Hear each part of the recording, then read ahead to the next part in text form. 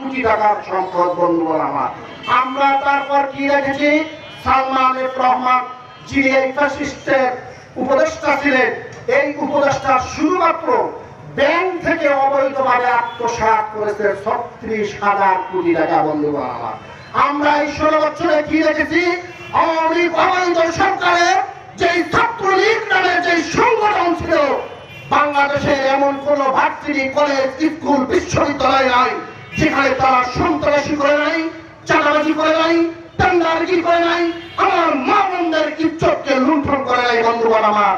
কিন্তু এত কিছু করার পরেও তারা যখন দেশ থেকে পালিয়ে টিকিট ছাড়া বিদেশে চলে গেছে, তখন আবার নতুন করে একদল তাদের জন্য মায়া কান্না শুরু করে দিয়েছিলেন।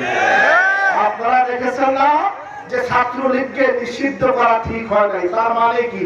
তার মানে হলো ৩ চোরায় চুরি করছে, ২ চোরায় ধরা পড়ছে, আরেক চোরায় এসে বলে ভাই মাইরেন না, জেলে দিয়ে দেন, ভাই মাইরেন না, জেলে দিয়ে দেন। তারাও জানে যে তারা আগামী দিনে যদি রাষ্ট্র ক্ষমতায় যায় তো তারাও চুরি করবে, সন্ত্রাসী করবে, অবৈধ কর্মকাণ্ড করবে, তারাও বিরোধী হবে। আগামী দিনে সুস্পষ্ট কথা, সুস্পষ্ট বার্তা, আগামী দিনে বাংলাদেশে যারা আবারও এই সন্ত্রাসী রাজ কায়েম করতে যায়, আসবে, অবৈধ সম্পদ লুণ্ঠন করবে, আগামী দিনে তাদেরকে দাঁত ভাঙা জবাব দেওয়া হবে ইনশাআল্লাহ। সর্বশেষ কথা বলে বিদায় দিয়ে যাচ্ছি।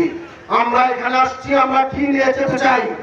আমরা শুধু একটা জিনিস আপনাদেরকে মেসেজ দিয়ে বিদায় দিতে চাই যে আগামী দিনে আমি যে কথা বলেছি, 2 ধারায় এদেশে রাজনীতির প্রেক্ষাপট হবে বন্ধুগণ আমার।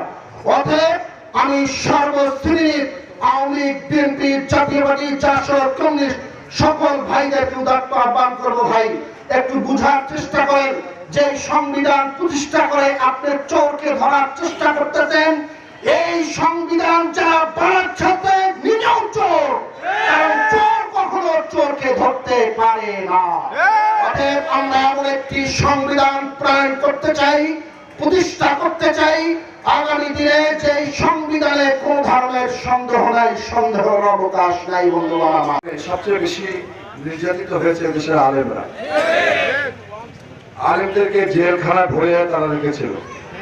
আমরা জানেন এই ফ্যাসিস্ট সরকারের আমলে সবচেয়ে বেশি মসজিদের খতিব যারা কোরআন সুন্নাহ সহি কথা বলতে পারে নাই, তাদেরকে পাঞ্জাবে টেনে মেম্বার থেকে নামিয়ে দিয়েছে, ঠিক না?